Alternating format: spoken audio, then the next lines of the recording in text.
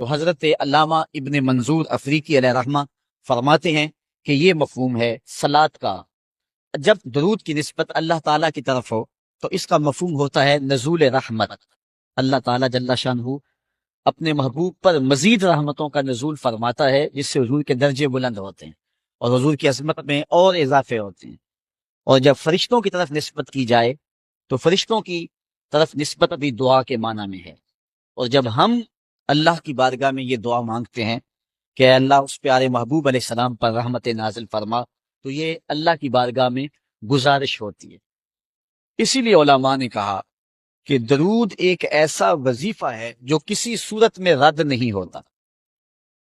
چونکہ ہم یہ کہتے ہیں اے اللہ اپنے پیارے نبی پر رحمت نازل فرما، وہ تو پہلے ہی فرما رہا ہے، تو ہم کہیں یا اللہ اپنے نبی پہ رحمت نازل فرما، تو کیا اللہ فرمائے گا کہ میں نہیں فرماتا؟ اس لیے یہ ہو ہی نہیں سکتا۔ علماء کہتے ہیں کہ جو درود ہے وہ بہر صورت قبول ہوتا ہے۔ اس لیے حضرت عمر رضی اللہ تعالیٰ عنہ فرماتے ہیں کہ دعا کو درود کے ساتھ جوڑ لو، درود تو قبول ہونا ہی ہونا ہے، تمہاری دعا بھی قبول ہو جائے، کیونکہ اللہ تعالیٰ شانہ کی یہ شان نہیں ہے کہ بعض کو قبول کر لے اور بعض کو ترک کر دے۔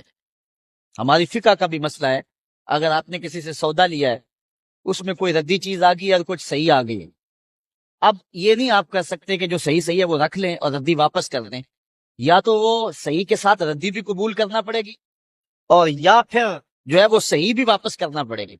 یہ نہیں ہوگا کہ مرضی کی رکھ لی اور مرضی کی واپس کر لی، یا سارا سودا قبول کرنا پڑے گا یا سارا سودا واپس کرنا پڑے گا۔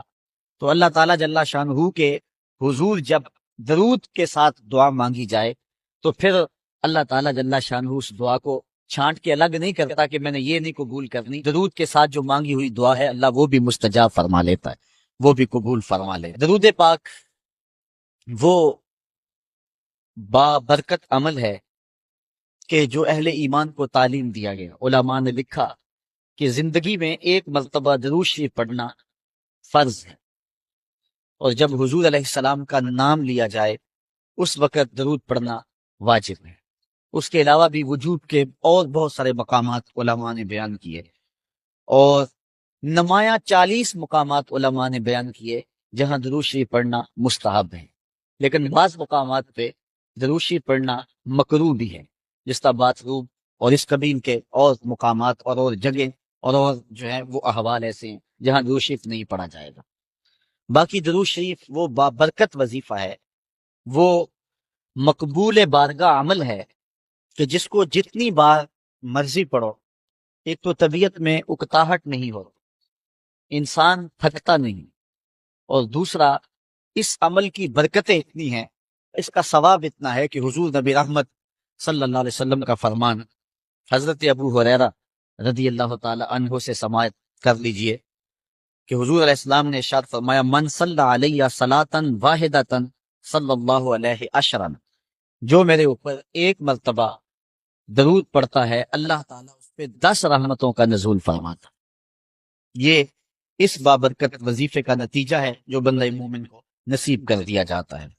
دوسری روایت حضرت انس بن مالک رضی اللہ تعالی عنہ سے مروی ہے ان النبی صلی اللہ علیہ وسلم قال من ذکرت عنده فلیصلی علی ومن صلی علی مرۃ صلی اللہ علیہ بها عشرا۔ حضور نے فرمایا کہ جس شخص کے سامنے میرا ذکر کیا جائے اس کو میرے پہ درود پڑھنا چاہیے، اس لیے کہ جس نے میرے اوپر ایک مرتبہ درود پڑھا اللہ تعالیٰ اس پہ 10 رحمتیں نازل فرما۔ علماء نے ایک بڑی خوبصورت بات لکھی، وہ کہتے ہیں کہ اصل درود پڑھ کر کے اپنے لیے رحمتیں طلب کرنا ہوتا ہے کہ مصطفیٰ کریم علیہ الصلوۃ والسلام ہمارے درود کے محتاج ہے۔ بندہ کہ میں درود پڑھ رہا ہوں، جب ہم نہیں تھے اس وقت بھی مصطفیٰ پہ درود پڑھا جا رہا، جب کائنات کو خلق وجود بھی نہیں دیا گیا تھا مصطفیٰ پہ درود اس وقت بھی پڑھا جا رہا تھا۔ تو یہ ہم اپنی سعادت مندی حاصل کریں۔ اس کی مثال یہ ہے کہ جو مانگنے والے ہیں وہ 2 طرح کے ہوتے ہیں،